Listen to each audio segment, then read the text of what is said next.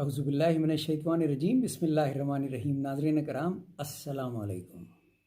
آج کل تلاوت کر رہے ہیں سورہ الانفال کی، اور اللہ تعالیٰ کی حکمت کو سمجھنے کی کوشش کر رہے ہیں، کیونکہ یہ وہ سورہ ہے جس میں اللہ تعالیٰ نے ڈیٹرنس کو ڈیفائن کیا ہے اور اسٹریٹجی بنائی ہے کہ دشمن سے لڑنا کیسے ہے۔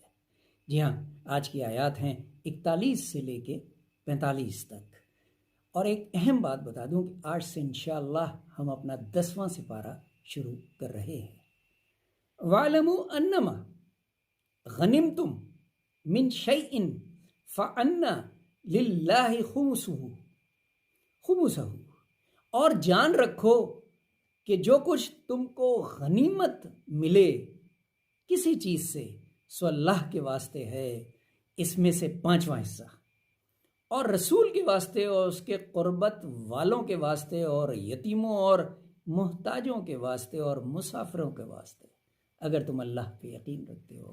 اللہ تعالیٰ اسپوائلز آف وار یعنی مال غنیمت کی ڈسٹریبیوشن کے رولز آف انگیجمنٹ بیان فرما رہے ہیں، جنہیں ہمیں سمجھنے کی ضرورت ہے۔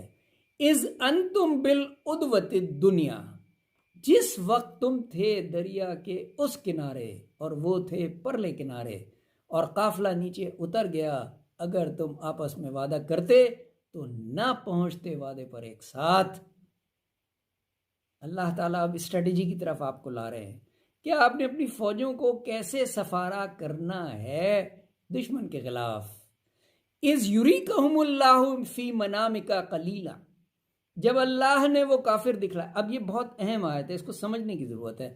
جب اللہ نے وہ کافر دکھلائے تجھ کو تیری خواب میں تھوڑے، اور اگر تجھ کو بہت دکھلا دیتا تو نامردی دکھاتا، یعنی اللہ تعالیٰ نے اپنی حکمت سے کمانڈر کو خواب میں کم دشمن دکھائے تاکہ وہ ان سے خوف زدہ نہ ہو جائیں۔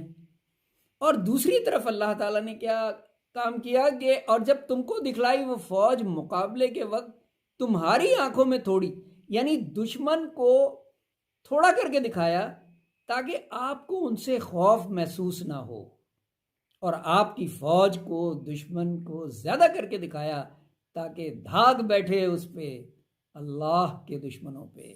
سبحان اللہ، سبحان اللہ، بہت خوبصورت بات ہے، اس کو سمجھنے کی ضرورت ہے اسٹریٹجی کے حوالے سے۔ اے ایمان والو، جب بھیڑو کسی فوج سے تو ثابت قدم رہو، اللہ کو بہت یاد کرو تاکہ تم مراد پاؤ۔ صدق اللہ العظیم، صدق اللہ العظیم۔ بہت شکریہ، اللہ حافظ۔